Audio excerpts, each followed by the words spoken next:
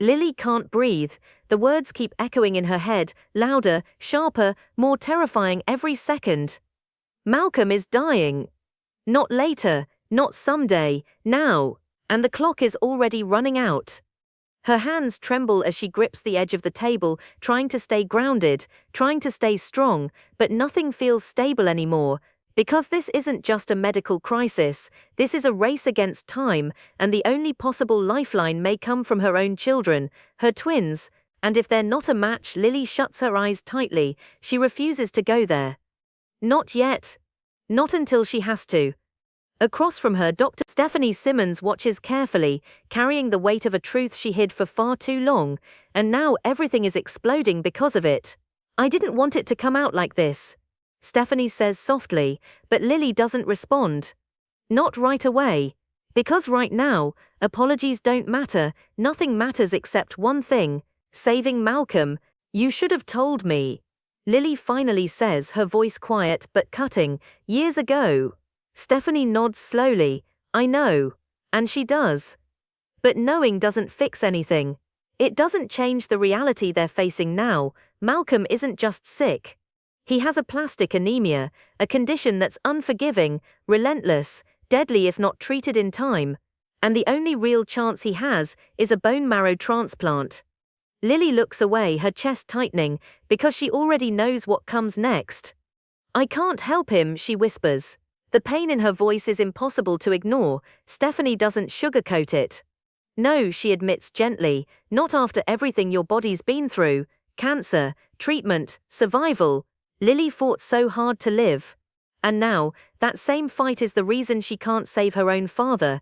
It's cruel, unfair, and completely out of her control. So what now? Lily asks, her voice barely holding together. Stephanie takes a careful breath. There is still hope. Lily's eyes snap back to her instantly. Hope, that word again, dangerous, fragile. Holden, Stephanie continues, he's Malcolm's son too. Lily freezes. Even though she already heard it, it still doesn't feel real. Another secret, another shock, another piece of her life rewritten in seconds. But he's not a match, Lily says quickly, already knowing. Stephanie nods. No, he's not. And just like that, the hope fades again. But only for a second. Because Stephanie isn't done. The twins, she says gently, everything goes still. Lily doesn't move, doesn't blink, doesn't breathe, because now, the weight shifts, fully, completely, onto them. They're being tested, Stephanie adds, and suddenly, the room feels too quiet, too heavy. Lily's mind races, images flood in, her children laughing, smiling, living their lives. And now, they might be pulled into something they don't fully understand, something serious, something life-changing. If they're a match. Lily begins, her voice cracking slightly. Stephanie nods. They could save him. Silence, a long suffocating silence. Because Lily knows what that means. And she also knows the other possibility. If they're not. She whispers. Stephanie doesn't answer, she doesn't have to. Lily already knows. Time runs out. And Malcolm doesn't survive. Lily turns away quickly, blinking back tears. She can't break. Not now, not when everything depends on her staying strong, but inside, she's already falling apart. Meanwhile, Holden stands across from Kane, watching the shock settle in. He didn't expect this to be easy, but he also didn't expect it to feel this heavy, because saying the truth out loud makes it real, and once it's real, there's no going back. I just found out, Holden says, his voice tight. About Malcolm, about everything. Kane doesn't interrupt. He just listens. Every word landing harder than the last. The paternity lie, Holden continues. Stephanie kept it hidden, my whole life. Kane's jaw tightens. That's not something you hide, he says quietly. No, Holden agrees. It's not. But again, the past isn't the biggest problem anymore, the present is. And now he's dying, Holden adds. There it is. The truth stripped down, no drama, no exaggeration, just reality.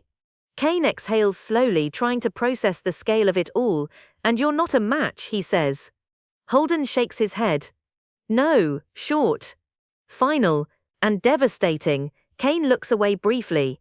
Because that would have been the simplest solution, the cleanest one, but nothing about this situation is simple. Lily knows, Kane asks. Yes. And the twins? They're being tested. That answer hits differently. Because now, this isn't just about Malcolm, this is about Lily's children. Kane's expression shifts. Subtly, but noticeably. Because no matter what's happened between him and Lily, those kids matter. A lot. They shouldn't have to carry this, Kane mutters. Holden doesn't disagree, but they might have to, he says quietly. Another silence. Heavier this time. Because neither of them can argue with that. Meanwhile, Nikki stands firm, calm on the outside, but determined underneath. She's done with the constant tension, done with the endless cycle of conflict. And for once, she wants peace. Even if it feels impossible, she walks into the room with purpose. Her eyes locked on Diane. I think it's time we end this. Nikki says, simple, direct, no games. But Diane doesn't even try to hide her reaction. A cold, sharp laugh escapes her. End this. You're serious? Nikki doesn't flinch. Yes, I am, because this isn't about pride anymore. It's about survival, about their marriages, about the damage that keeps spreading. We don't have to keep doing this, Nikki continues. We can call a truce. For a brief second, there's a pause, a moment where it almost feels possible, but then Diane's expression hardens. No. One word. Cold. Final, and completely unshakable. Nikki's eyes narrow slightly. You won't even consider it. Diane steps closer, her voice low, controlled, but burning underneath. After what Jack did, she says, after what Victor has done for years. Her anger isn't fading, it's growing, and Nikki can see it clearly now. You think this is just going to disappear? Diane continues, that we can just pretend everything's fine. Nikki exhales slowly, that's not what I'm saying. But Diane cuts her off. No, it is, she snaps. You want to smooth things over, like always. The tension spikes instantly, because this isn't just about now, this is about years. History, betrayal, and you know what? Diane adds, her voice sharper now. You're part of the problem. That lands hard. Nikki stiffens slightly. I beg your pardon. You heard me, Diane says. You've enabled Victor for years. There it is. The real accusation, the real wound. And now you're surprised he crossed another line, Diane continues. Please. Nikki's composure cracks just slightly. That's not fair. Fair? Diane laughs again, but there's no humor in it. Nothing about this is fair. She steps back, shaking her head. Jack paid the price, I paid the price. And you want peace? Nikki holds her ground. Yes, she says firmly, but Diane isn't moved. Not even a little. Then you're wasting your time. And just like that, the door to peace slams shut. Hard. Meanwhile, Lily sits alone now. The silence around her feels louder than any argument.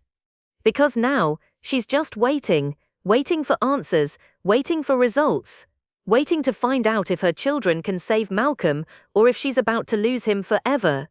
Her phone rests in her hand, still, silent, every second feels longer than the last. And then it vibrates. Lily freezes. Her heart jumps instantly. Because this call? This is everything. She stares at the screen for a split second longer, then answers, her voice barely steady. Hello? A pause, just a breath. And then her entire expression changes. Shock. Fear, something else, something worse. Because whatever she just heard, it wasn't what she was hoping for, and now, everything is about to get even more complicated. Asterisk, asterisk. So the real question is, if the twins aren't a match, who's left to save Malcolm before time runs out? Lily doesn't speak. Not at first. The voice on the other end keeps talking, explaining, clarifying, but none of it fully lands. Because one sentence is louder than everything else. Not a match. Her grip tightens around the phone, her heart drops fast, hard, unforgiving. I understand. Lily finally manages, though her voice barely sounds like her own. She listens a few seconds longer, then the call ends. And just like that, hope cracks. Not completely gone, but fractured. Unsteady. Dangerously close to breaking. Lily lowers the phone slowly, her hand trembling. Her chest rises and falls too fast now, too shallow. Because this was supposed to be the answer, the miracle, the way out.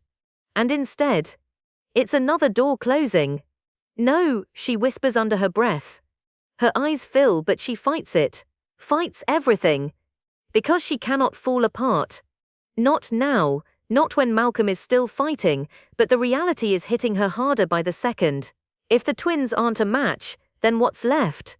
Meanwhile, Kane is already moving. He doesn't wait for confirmation, doesn't wait for someone to call him, because something in his gut tells him it's not good. And when he finds Lily, he sees it instantly, the look on her face, the silence, the way she's holding herself together by sheer force. Lily. His voice is softer than usual, careful. She doesn't turn right away, because if she looks at him, she might break. And she can't let that happen, not yet. They're not a match, she says quietly, just like that. No build-up, no protection, just the truth. Kane exhales slowly, closing his eyes for a brief second. Because even though he expected it, hearing it out loud hits differently. I'm sorry, he says. And he means it. Lily finally turns toward him, her eyes are glassy now, her strength slipping. What am I supposed to do, she asks, her voice shaking despite her effort to control it. Kane steps closer, not too fast, not too much, just enough. We figure something out, he says. Simple, direct. But Lily shakes her head. That's not how this works, she whispers. This isn't something we can fix with a plan or a deal or, her voice breaks. And she stops herself, because the truth is too heavy, too final. Kane watches her carefully, then says something that shifts everything. There might be another option. Lily freezes. Slowly, she looks at him. Because that tone, it's not empty hope, it's something else. What do you mean, she asks. Kane hesitates for a fraction of a second, then, family, one word.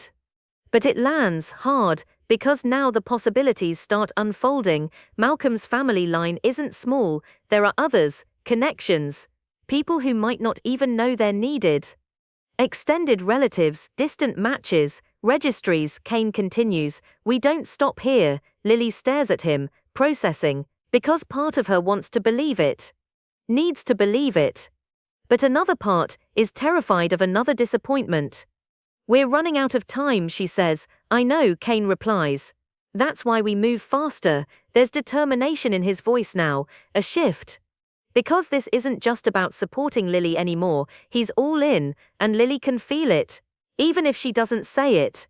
Meanwhile, Holden is standing with Stephanie again. The tension between them is different now, sharper. Because the truth is out. And the consequences are unfolding in real time. They weren't a match, Holden says quietly. Stephanie closes her eyes for a brief moment. Pain flickers across her face. I was afraid of that. Holden exhales. This is exactly why you should have told the truth sooner, he says. We could have had more time. Stephanie doesn't argue. She can't. Because he's right. Every second they lost matters now. I thought I was protecting everyone, she says softly. Holden shakes his head. You were protecting yourself. The words sting. Because they're true. And now, Malcolm is the one paying the price. What do we do now? Stephanie asks. Holden looks away. Thinking, calculating, searching for something, anything. We expand the search, he says. We find anyone connected to Malcolm, anyone who could be a match. Stephanie nods slowly. Because it's the only path left. But even that is uncertain. Meanwhile, Nikki refuses to back down, even after Diane shut her down, even after that cold rejection. Because Nikki knows something Diane doesn't want to admit. This war, it's destroying everything. And she's not going to sit back and let it continue. She finds Jack next. His expression already tense, already burdened. She said no, Nikki tells him. Jack exhales, not surprised. Of course she did. But Nikki steps closer. This can't keep going, she insists. Victor is pushing things too far. Jack's jaw tightens. I know. And he does. Better than anyone, because he's the one caught in the middle, between loyalty and consequences. She blames me, Nikki adds. Jack looks at her. That's not new. No, Nikki admits. But this time, she's not entirely wrong. That lands differently, because now, there's honesty, raw, unfiltered. And what about you? Jack asks carefully. What about me? Do you think Victor went too far? Nikki doesn't answer immediately, because that question is complicated. But eventually, yes, she says, quiet, but firm. Jack nods slowly.